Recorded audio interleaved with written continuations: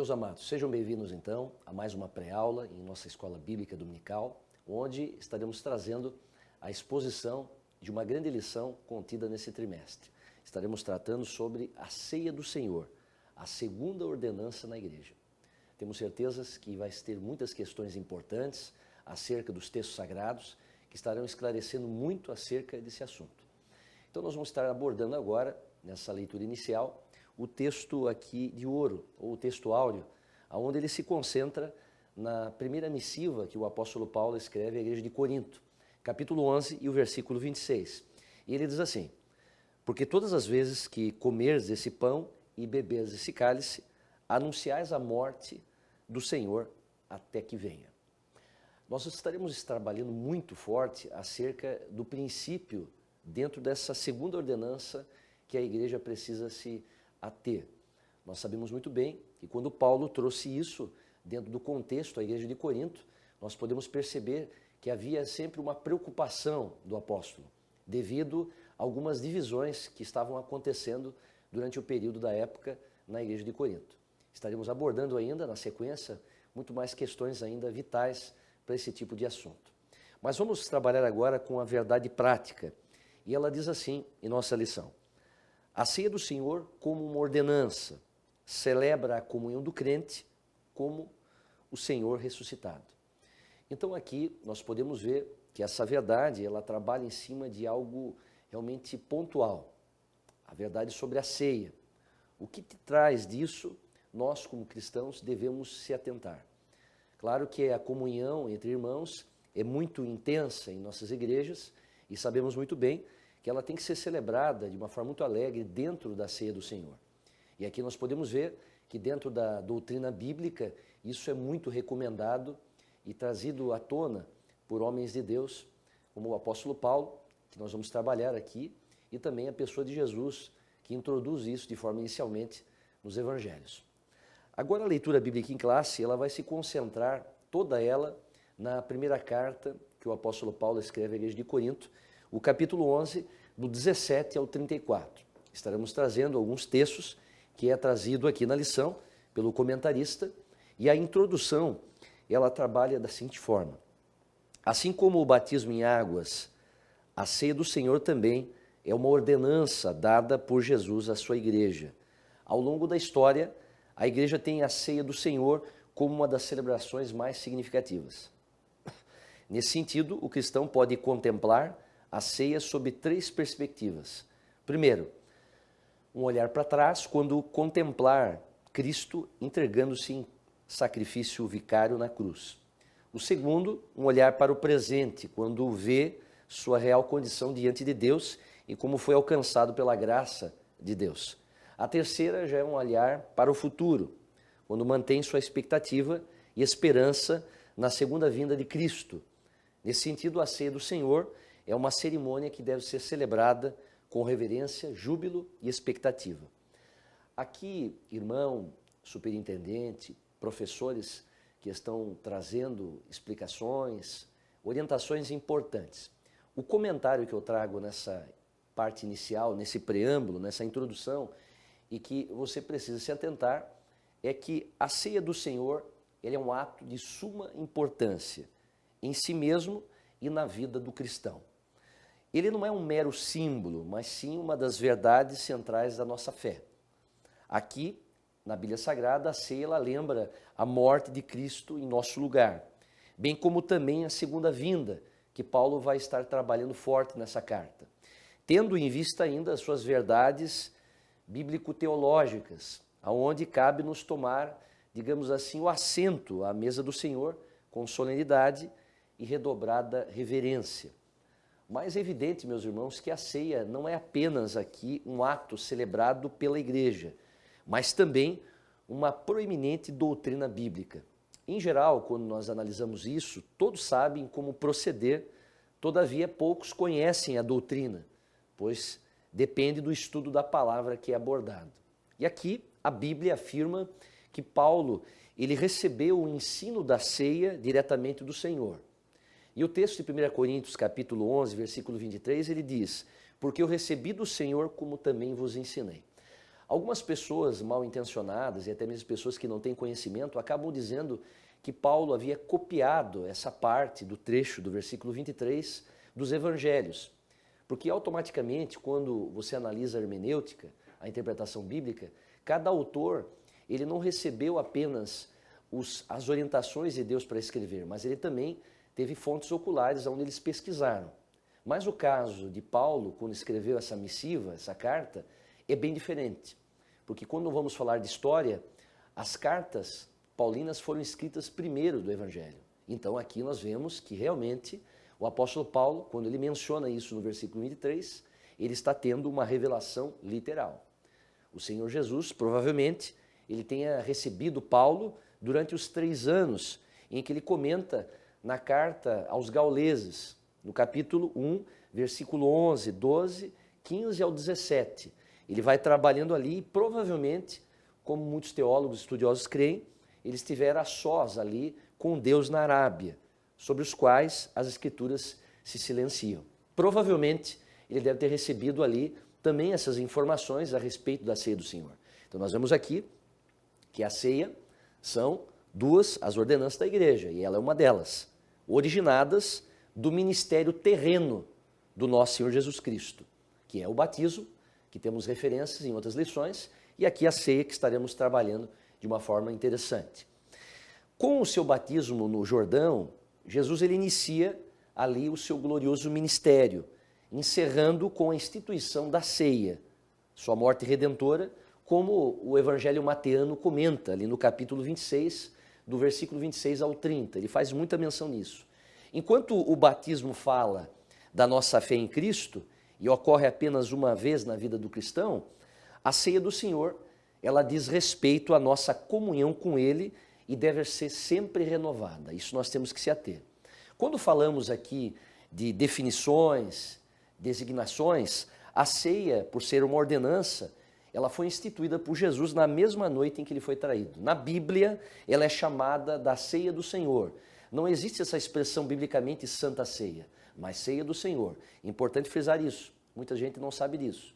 E comunhão do corpo e do sangue de Cristo, trazendo a referência também ali em 1 Coríntios 10, versículo 16, sobre a ceia do Senhor. Mas por ela ser uma ordenança, ou também uma outra expressão usada na teologia, sacramento, a ceia do Senhor é conhecida pelos evangélicos como essa ordenança, para constituir-se numa ordem dada por Cristo aos santos apóstolos. Por isso que agora, nessa parte do tópico 1, a natureza da ceia do Senhor na tradição cristã, nós vamos se ater agora no primeiro subtópico, que ele traz sobre a tradição romana. O que nós temos que comentar aqui para lhe ajudar dentro dessa aula? O comentarista trabalha sobre o romanismo, ele trabalha em cima dessa menção nesse primeiro subtópico. E ele fala que o romanismo ele compreende de forma literal expressões ditas por Jesus em referência aos elementos da ceia do Senhor. Evidente que quando se trata da tradição romana, quando fala-se do romanismo, o que seria isso? É a visão católica, conjunto de doutrinas e leis ou instituições da Roma Antiga. Por isso que é muito usado essa expressão, e o comentarista, no primeiro subtópico, ele comenta, o romanismo. Então, essa ideia, essa doutrina católica na tradição romana, o que ela preza? Ela preza por um termo muito antigo, que é uma palavra latim, vinda do vocabulário romano da época. E ali, o lado da tradição romana, ele se atém, que é o comentário que a própria lição trabalha, a transubstanciação. Isso é um termo perigoso, aonde quando nós analisamos ele dentro do latim, que ele veio dessa forma, a palavra trans significa no latim além, e substancia, que é a expressão verbalizada no latim, trabalha em cima da substância. Isso que significa, além da substância. Então nós vemos que a tradição romana, ela acredita que a mesma mudança da substância do pão e do vinho ocorre em cada celebração dessa tal Eucaristia que eles trabalham fortemente. Na visão deles, eles comentam que o pão ele é mudado no corpo de Cristo, mas dado que Jesus, ressuscitado dos mortos, está vivendo não somente seu corpo estar presente, mas Jesus, ao todo, ele é o corpo e o sangue, alma e divindade. Então, a mesma crença, na visão deles, é válida ao seu sangue. Então, a ideia deles para a igreja, na visão primordial, por meio da transubstanciação, que Cristo está real, verdadeiro e substancialmente presente sob as aparências remanescentes do pão e do vinho. Então, a transformação permanece pelo tempo em que as aparências remanesceram, ou seja, durarem. Então, por essa razão, eles acreditam que os elementos consagrados são preservados. E eles geralmente utilizam esses elementos e eles colocam num tabernáculo, que eles chamam ali de sacrário, para que a Sagrada Comunhão possa ser dada aos doentes ou a quem está morrendo e também de forma secundária, mas ainda muito estimada para a finalidade de adoração. Então veja que essa tradição romana é meio estranha, muito complicada e antibíblica. Essa transubstanciação que eles falam é uma mudança da substância do pão e do vinho na substância do corpo e sangue de Cristo, no ato da consagração. Então essa doutrina adotada pela Igreja Católica, ela defende e acredita nessa presença real de Cristo na Eucaristia dentro desses elementos. Realmente, uma doutrina perigosa e que precisamos cuidar com essas questões explicativas deles. Existem até meus irmãos que acabam aderindo a essa visão da transubstanciação, que é algo estritamente herético. Nós podemos ver agora no segundo subtópico da lição, que vai apresentar agora a visão protestante, o protestantismo. A visão agora que é trabalhada nesse subtópico 2, na tradição protestante. Nós precisamos comentar algo importante para você, professor, ensinador ou ensinadora, que quando se fala de tradição na linha luterana, né, digamos assim, as igrejas, elas acreditam na presença real, mas não na transubstanciação. Eles já vão contra essa ideia católica. Eles acreditam que essa crença da transubstanciação, ela se opõe à da consubstanciação, que é o que eles acreditam, que sustenta e eles prezam dizendo que a substância do corpo e do sangue de Cristo coexistem com as substâncias do pão e do vinho. Então veja que os teólogos da linha luterana acreditam que a doutrina da transubstanciação está incorreta, por não corresponder ao que está escrito na Bíblia. Mas eles ainda não acreditam que existia de alguma forma a presença física de Cristo nos elementos da ceia do Senhor. Então logo, esses teólogos da linha luterana, eles têm uma crença que Cristo está presente fisicamente na ceia, mas não acreditam no conceito da transubstanciação dos elementos. Então ocorreria, um tipo de sacralização dos elementos. Então o pão e o vinho se materiariam iguais, né? Ou seja, se manteriam iguais, porém teriam junto a eles a carne e o sangue de Cristo. Então essa doutrina eles receberam e colocaram o nome de consubstanciação. E realmente é outra questão doutrinária que eles acabam trazendo, dizendo que isso é uma realidade que acaba sendo antibíblico. Nós temos que entender que ceia é apenas uma celebração, não algo nesse sentido como um e o outro trata, tanto no conceito de consubstanciação, algo herético, como a questão de transubstanciação, que é a questão da tradição romana preza muito. O próprio reformador, eu gosto muito de citar isso, Zwinglio, ele mesmo discordou da doutrina da consubstanciação na visão luterana, na visão de Lutero. Ele acreditava, Zwinglio, que não havia a presença de Cristo na Santa Ceia sob nenhuma forma, literal, como se fosse uma fusão. Ele não acreditava nisso. Zwinglio, ele acreditava que a ceia do Senhor nada mais é do que um símbolo do sacrifício feito por Jesus. Logo, a ceia seria somente a celebração da igreja para celebrar a memória de Jesus e seu sacrifício. Então veja que Zwinglio ele trabalhou numa veia lógica, numa veia onde nós podemos observar aqui no terceiro subtópico, que é a nossa posição pentecostal. Aqui nós precisamos trazer aos alunos, nesse terceiro subtópico, a importância disso, porque nós, pentecostais, sabemos muito bem e temos a mesma visão de Zwinglio, na época, contrariando essas duas visões da tradição romana e da tradição luterana. Nós, como posicionamento pentecostal, a ceia é apenas um memorial de sacrifício único que Cristo fez de si mesmo sobre a cruz e de uma vez por todas é também uma oferta espiritual de todo o louvor que é possível oferecer a Deus em reconhecimento ao sacrifício feito por Cristo. Então Jesus apresentou os elementos que simbolizariam o seu sacrifício, o pão e o vinho, como simbologia. Então é isso que nós temos como posicionamento. O pão simbolizou seu corpo partido e o cálice simboliza seu sangue derramado como nova aliança. O pão, evidentemente, por ser esse elemento, né, o símbolo da vida, o próprio Jesus comenta isso no Evangelho de João, capítulo 6, versículo 35, quando ele diz: eu sou o pão da vida, aquele que vem a mim não terá fome, e quem crê em mim nunca terá sede. Aqui nós vemos, por conseguinte, que o pão é partido na celebração da ceia. Vemos a memória, o sacrifício vicário de Cristo, através do qual ele entregou a sua vida em resgate da humanidade caída, escravizada pelo diabo. O vinho, em si só, quando vemos na Bíblia, nós podemos observar que ele é mencionado e é identificado na Escritura Sagrada como o fruto da vide. É o cálice do Senhor.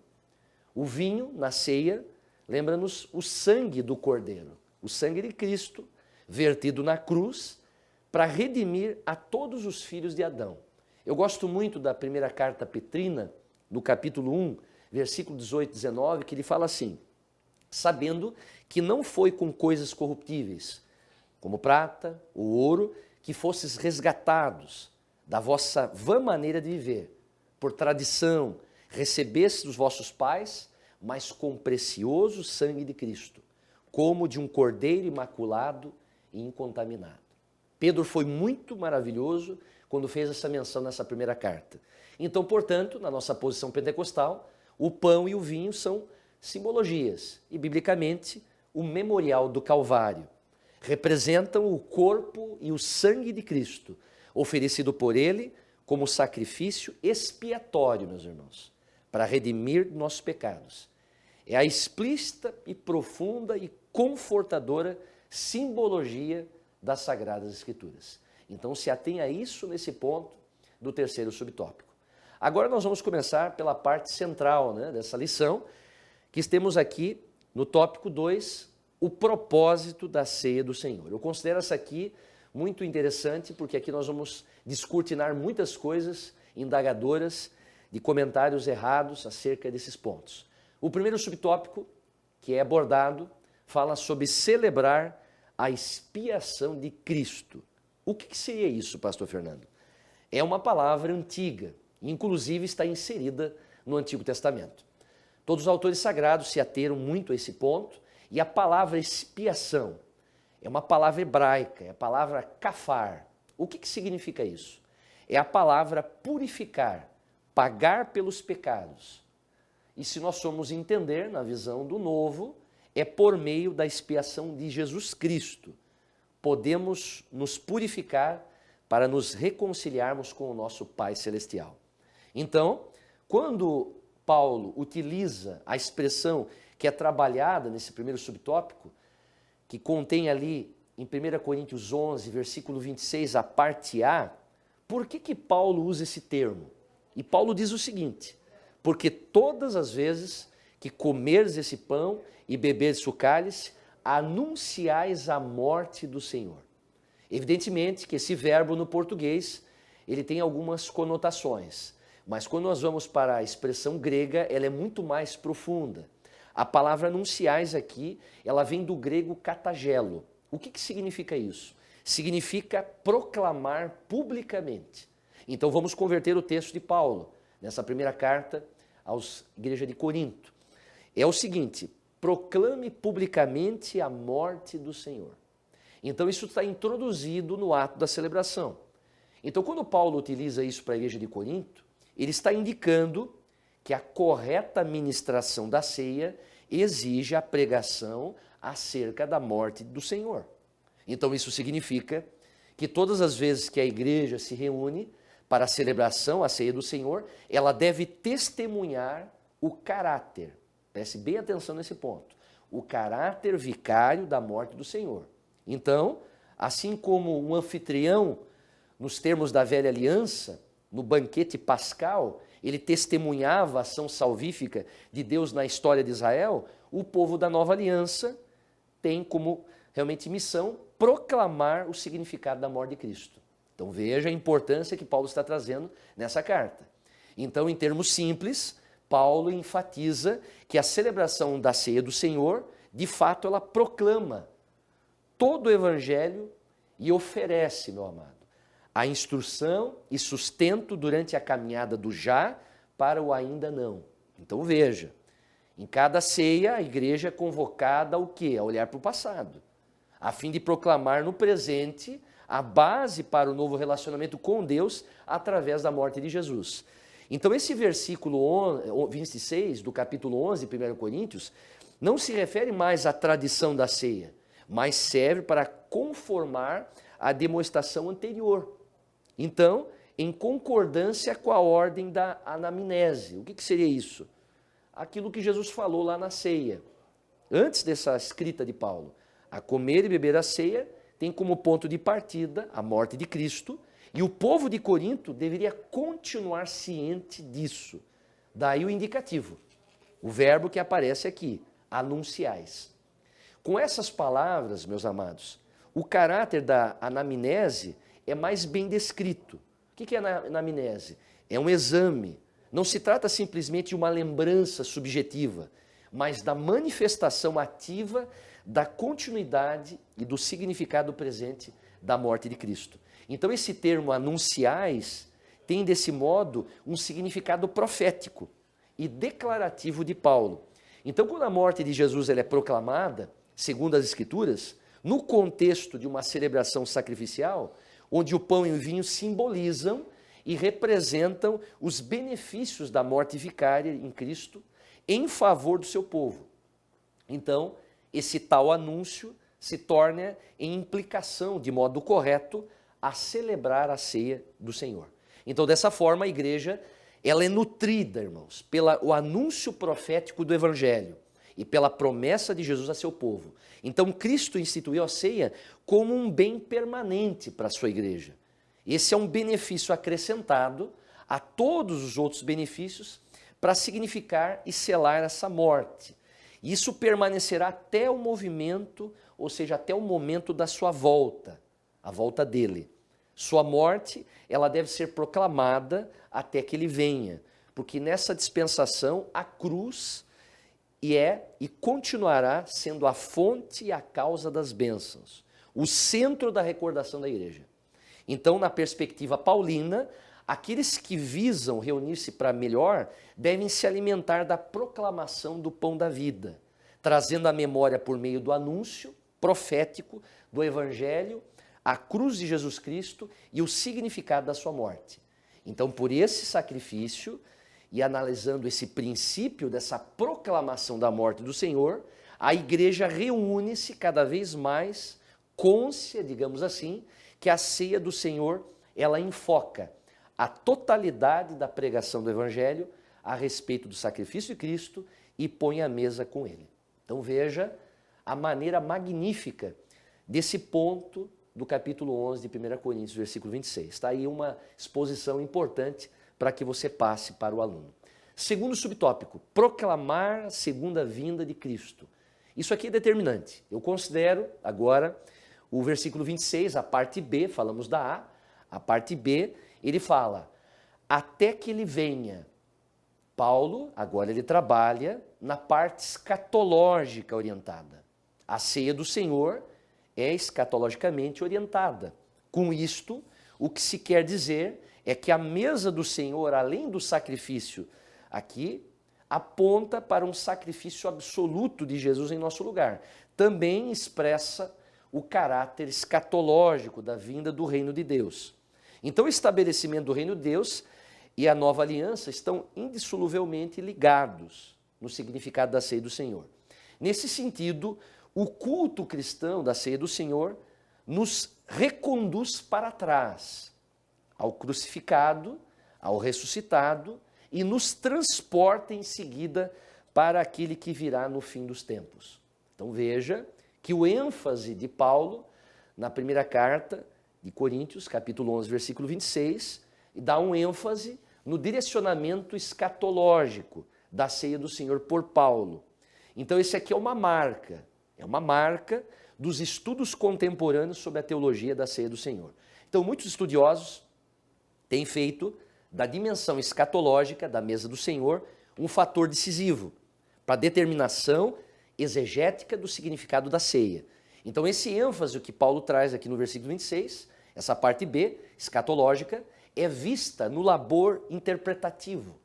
Então, no entendimento, na verdade, de Paulo, Paulo toma como seu ponto de participação essa concepção cristã primitiva da refeição do Senhor como uma antecipação da mesa de comunhão com Cristo na festa messiânica. Então, e é que desse ponto de vista que Paulo interpreta as palavras de Jesus que ele recebeu da ceia acerca do comer e beber seu corpo e seu sangue. Então, como base, nesse ênfase que ele fala, até que venha, nós temos algo que seria algo sobre a esperança, a teologia da esperança. Esse ênfase que Paulo trata, quando ele diz, porque todas as vezes que comeres esse pão e beberes esse cálice, anunciais a morte do Senhor até que venha. O que é isso? É a teologia da esperança. Isso qualifica a ceia como uma antecipação, digamos, proléptica do reino futuro. Como assim, pastor? O sentido, a ceia, é um sacramento antecipatório da comunidade messiânica, para fazermos justiça com o texto bíblico e, sobretudo, para que se participe corretamente da mesa do Senhor, é preciso levar em conta o sentido escatológico da ceia, sem, contudo, perder, meus irmãos. Isso não pode se perder de vista, que a vinda do Senhor, ou seja, a vinda do reino, não compete com o significado sacrificial da mesa do Senhor. Não compete. O significado da morte expiatória de Jesus em nada diminui o cumprimento escatológico realizado e a orientação escatológica manifesta. Então, a correta participação da mesa do Senhor, da ceia do Senhor, requer que o coração do povo, da aliança, recorde a morte de Jesus, proclame no presente o significado da sua morte, sem perder de vista a expectativa da sua volta. Então, dessa forma, a ceia, ela coordena o passado, presente e futuro. Então, em todos os relatos, todos, tanto no de Paulo como nos relatos dos evangelhos, o elemento escatológico está conectado indissoluvelmente ao significado sacrificial da ceia. Então, em comunhão, o próprio conceito, a comunhão, não somente aponta para o passado, para o que o Cristo fez, mas também para adiante, para o que ele ainda vai significar para nós. Então veja que a celebrar a ceia do Senhor, lembra-se que o pão e vinho, no contexto da refeição sacrificial, ela está presente e sempre acompanhada pela maravilhosa promessa, que nós não podemos esquecer. E qual é ela? Marcos 14, 25, eu gosto demais, que ele falou assim, Jesus: em verdade vos digo, que jamais beberia o fruto da videira até aquele dia em que hei de beber novo no reino de Deus. Então aqui é algo tremendo acerca desse ponto, A ceia do Senhor é a refeição da redenção, o cálice da salvação. Então, nós podemos ver que o pão da igreja, porque se fundamenta a morte de Cristo. Então, é muito importante esse ponto, mas é assim apenas durante o tempo interino entre o cumprimento que já começou e a consumação que se espera. Jesus dá aos seus discípulos seu corpo e seu sangue como alimento para o caminho que ainda está à frente. Com isso, meus irmãos, ele os envia no caminho da história com pão suficiente para que possam viver. Mas todo esse comer e beber é feito somente em antecipação na nova terra e no novo vinho que haverá naquele dia, realmente nas bodas do Cordeiro. É a plenitude da alegria. Então nós teremos algo maravilhoso, como é dito em Marcos 14, como mencionei, até aquele dia em que hei de beber no reino. Então veja, esse é um ponto importante que Jesus trabalha. Agora o terceiro subtópico, que não podemos deixar de lado, que é celebrar a comunhão cristã. Primeiro, O comentário que é dito aqui na lição, nesse terceiro subtópico, ele é muito importante. Paulo, ele trabalha no pano de fundo e a razão de por que ele está orientando tanto a igreja de Corinto, para celebrar uma comunhão realmente digna. Primeira coisa, muitas pessoas acabam só lendo o versículo 23, porque eu recebi do Senhor, e não se atém ao versículo 17 ao 22, que é o pano de fundo. Naturalmente, todo esse ambiente, na época de Corinto, resultou também em problemas, inclusive na celebração da ceia do Senhor. Por quê? Naquela época, a igreja primitiva ela tinha o costume de celebrar a ceia do Senhor na festa da fraternidade. Historicamente, essa festa era conhecida como ágape, a festa do amor, e era também celebrada junto na ceia do Senhor. Então preste bem atenção nesse ponto. É o lado histórico, intocável. O objetivo primário dessas festas de fraternidade era exprimir a unidade e amor entre os cristãos. Então, nessas ocasiões, os cristãos mais abastados também compartilhavam alimentos com os mais pobres. Mas não era isso que estava acontecendo na prática da igreja de Corinto. Eles se reuniam e, na verdade, os crentes cristãos de Corinto faziam dessas festas verdadeiros banquetes que favoreciam a glutonaria e a embriaguez de certos grupos. Enquanto isso, os outros membros da comunidade ficavam excluídos na festa. Eles não deixavam comer. Enquanto alguns comiam exageradamente, outros passavam fome na festa. Então esse comportamento que Paulo revela, inclusive o contraste social entre aqueles cristãos, parece que os mais pobres eram envergonhados pelos mais ricos. Se você observar, o capítulo 11, o versículo 22, ele comenta isso. Então todo esse comportamento reprovável se estendia na celebração da ceia do Senhor.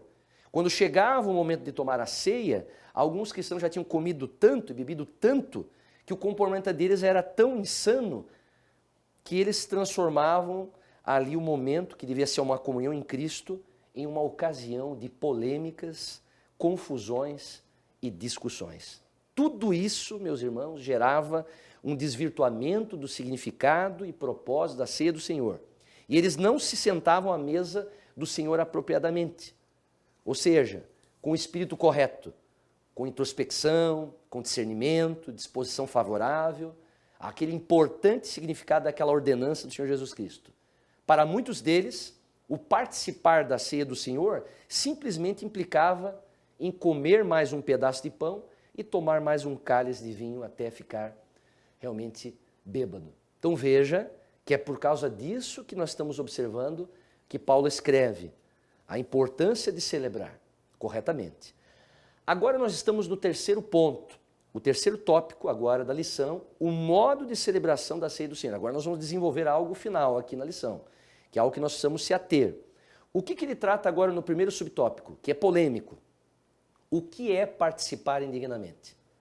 Esse é o primeiro subtópico da terceira parte da lição. Qual é a razão que é mencionado Paulo essa expressão? Indignamente. Na própria lição é comentado a palavra grega anexios, ou anaxios, nesse ponto principal. O que significa isso no original? Eu considero isso aqui muito importante.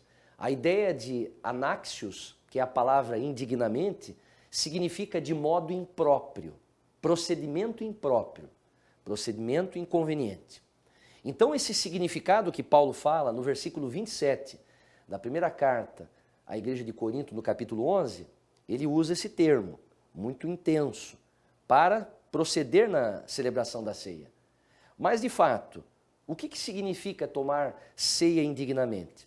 O significado correto do que seria tomar ceia indignamente tem sido debatido ao longo do tempo pelos grandes estudiosos, teólogos, e, de fato, a expressão quem comer do pão ou beber do cálice do Senhor indignamente pode ser aplicada de forma abrangente, porém, nunca se deve separá-la totalmente do seu contexto. Isso aqui é muito importante.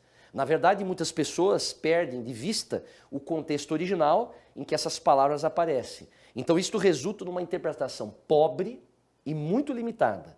Na maioria das vezes, pessoas acabam entendendo que tomar ceia indignamente é participar dela tendo em si algum tipo de pecado específico. No entanto, meus irmãos, participar da ceia indignamente é algo muito mais grave.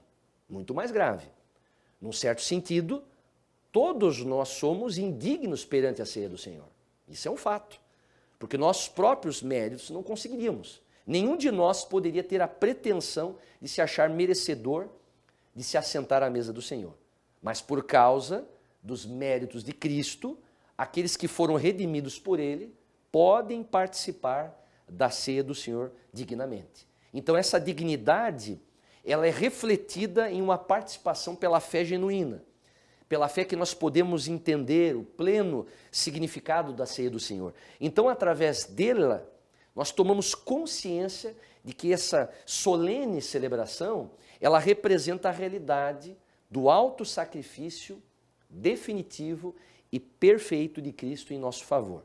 Então, esse perigo de tomar ceia indignamente, por isso tomar ela indignamente, é um pecado tão grave que o apóstolo Paulo ele diz que quem participa da ceia indignamente torna-se culpado do corpo e do sangue do Senhor. Então, quem toma a ceia indignamente, ele está desonrando o corpo e o sangue de Cristo. Por causa do quê? Da impenitência diante do seu pecado. Quem participa da ceia do Senhor indignamente, ele envergonha, ele insulta o Filho de Deus. Então, caro professor, esse conceito é importante. Então, ao invés de participar dos benefícios da expiação e proclamar a morte de Cristo, quem toma a ceia indignamente, ele participa da culpa daqueles que o mataram. Então, olha só a intensidade, de forma indigna. Mas então, o que deve ser feito? Como não participar da ceia indignamente? Aí nós temos que entender algo importante, que ele cabe o versículo 28 e 29. O que Paulo disse? Examine-se, pois, o homem a si mesmo, assim coma desse pão e beba desse cálice. Porque o come e bebe indignamente, come e bebe para a sua própria condenação, não discernindo o corpo do Senhor. Perceba que Paulo não diz que o crente deve deixar de participar da ceia do Senhor, mas também ele definitivamente não encoraja o cristão a permanecer em sua atitude descabida. Ele diz, examine-se, isso é a anamnese, é o análise interior. Ele discerne o corpo. Com a expressão corpo do Senhor, provavelmente o apóstolo Paulo está se referindo tanto ao próprio corpo físico de Cristo quanto à igreja. O corpo de Cristo foi sacrificado para redimir o seu povo. Então, esses redimidos são unidos a ele, formando a igreja. Por causa dessa união mística, a igreja também é chamada de corpo de Cristo. Tudo isso significa que para não participar da ceia indignamente, é preciso discernir, irmãos, a obra redentora de Cristo. É preciso ter ciência de que o pão e o vinho representam simbolicamente seu corpo partido e seu sangue derramado. Então veja só. Então é preciso examinar-se a si mesmo e olhar para suas falhas espirituais com arrependimento e confissão. E é preciso julgar adequadamente a santidade da celebração, da comunhão, para não ser aquele que tenta destruir a unidade da igreja. Veja a profundidade, meus irmãos, desse conceito. Estamos trazendo uma exposição muito detalhada, porque é um assunto polêmico e muito fraco nas explicações. E agora, o segundo subtópico, ele trabalha agora nesse penúltimo ponto aqui da lição, que é a celebração reverente. Aqui o comentarista se atém ao quê? A situação de Corinto. O que nós precisamos entender que ao participarmos dignamente da ceia do Senhor, estamos genuinamente nos alimentando espiritualmente do próprio Cristo pelo poder do Espírito e desfrutando da verdadeira comunhão do seu corpo. Há pensadores que comentam, que mais do que contribuir com as exposições de uma explicação sobre ceia do Senhor, é também defender esse ponto. Então, muitos teólogos, eles defendem que participar da ceia do Senhor dignamente é ter consciência da nossa própria indignidade. Veja que pensamento tremendo. Eu gosto muito desses pensamentos, realmente, de pessoas que estudam a Bíblia, que trabalham fortemente. E eu repito essa parte aqui, que eles acreditam de uma forma e defendem. Eles defendem que participar da ceia do Senhor dignamente é ter consciência da nossa própria indignidade. Então, tomar a ceia do Senhor indignamente significa participar dela sem discernir, seu verdadeiro propósito e o seu verdadeiro significado. Então, tomar a ceia indignamente é permanecer indiferente, a pessoa que faz isso, à comunhão de Cristo. É desprezar a igreja de Deus, é humilhar aqueles por quem o sangue do Cordeiro foi derramado. Então, a participação da ceia, de forma indigna, é alimentar um espírito amargurado, é favorecer uma natureza facciosa. Então, comer o pão e tomar o cálice com uma atitude ímpia e refletida é olhar para o pecado sem qualquer disposição em se arrepender. Então veja o perigo, meus irmãos, e o que o comentário está trazendo aqui a respeito desse ponto. E o ponto agora primordial da lição, que é o terceiro subtópico, a celebração festiva. O comentarista aqui nesse último ponto da lição, ele é magnífico. Ele fala agora por que razão que nós devemos ter a celebração festiva dela. Porque é uma festa, irmãos. Muitas vezes nós adentramos na celebração da ceia como se fosse uma cerimônia fúnebre, e não é verdade. Quando Paulo trabalha em cima do envio dessa carta, qual era o contexto de Corinto? A própria lição ela aponta um pouco, aqui eu vou trazer para que você possa explicar aos alunos. Qual era o contexto? Era um contexto em que Corinto se aproximavam da ceia com um coração cheio de amargura, cheio de rivalidade, cheio de disputas, da confusão, brigando uns com os outros. Alguns bêbados, alguns tinham tomado vinho demais durante a festa do amor, e quando chegavam na celebração da ceia, ou seja, a atitude completamente inapropriada para a celebração de uma ceia.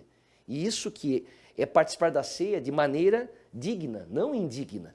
Então veja, e o castigo, aliás, a consequência disso, Paulo ele diz aqui em Corinto, na carta, que essa pessoa se torna réu do corpo, torna réu do sangue de Jesus. Ela se torna culpada da morte de Cristo, como Judas, como os sacerdotes, como os fariseus e escribas, como Pôncio Pilatos, como os romanos que penduravam ali e penduraram Jesus na cruz. Então, você veja que é igualmente, indignos como eles foram. É uma pessoa que participa da ceia de forma indigna. Então, aqueles soldados que atravessavam complexo e se tornavam ali réus, culpando, né, todo o povo, né, e dizendo coisas terríveis sobre Cristo, nós podemos equiparar a eles, que falaram muitas coisas contra Jesus. Então você consegue pensar então, em uma coisa mais séria do que você se tornar apenas um indivíduo ali que está sendo julgado. Você é considerado um culpado por participar da ceia indignamente. Então, eu estou trazendo algo profundo. E isso é o que acontece com aquele que participa dessa maneira que Paulo está falando. Então veja, nós estamos comparando pessoas que realmente tornaram-se ali pessoas terríveis na hora da cruz do Calvário. Isso pode ser alguma coisa que muitas vezes nós se atemos aqui aos comentários de Paulo e que ele traz a responsabilidade da igreja de Corinto. É por essa razão que agora nesse terceiro subtópico, a ceia é uma celebração festiva. Então, o nosso grande desafio é reafirmar novamente o conteúdo doutrinário que Jesus instituiu na ceia com os seus discípulos. Que o mesmo que Paulo aplicou à igreja de Corinto. Nós precisamos recuperar o significado sacrificial da ceia do Senhor para relembrarmos com o sacramento da nova aliança. Esse é o grande ponto, ou a ordenança da nova aliança. Então, isso aqui é muito importante. Nós precisamos ter uma comunhão pessoal com Cristo, sem suprimir a verdade que Ele nos amou tanto que tomou sobre si a justiça divina, para que pudéssemos ter livre passagem para sempre. Sem o reconhecimento dessas verdades, definitivamente não é a ceia do Senhor que comemos. Não é. Por isso, meus amados, eu trago aqui uma conclusão para você, professor, compartilhar. Bater na tecla no final da sua lição. Falar isso. Temos que ter em mente esse assunto que foi exposto. Devemos sentar-nos à mesa do Senhor com discernimento, passe isso ao aluno. Ter temor de Deus e humildade. Conscientizar-nos de que ali não estão só meros símbolos, mas o sublime memorial da morte de nosso Senhor Jesus Cristo. Caso contrário, seremos contados como réus diante de Deus, como todos aqueles que fizeram naquele dia e condenaram o nosso Cristo. Igualmente, que o Senhor nos guarde a todos por sua graça. E eu deixo aqui um pensamento de um grande teólogo arminiano, da nossa linha específica, John Wesley, que ele disse algo que eu gosto muito. Uma pessoa pode ir à igreja 2 vezes por dia, participar da ceia do Senhor, orar em particular o máximo que puder, assistir todos os cultos e ouvir muitos sermões, ler todos os livros que existem sobre Cristo, mas ainda assim tem que nascer de novo. Não esqueça disso. Que Deus os abençoe.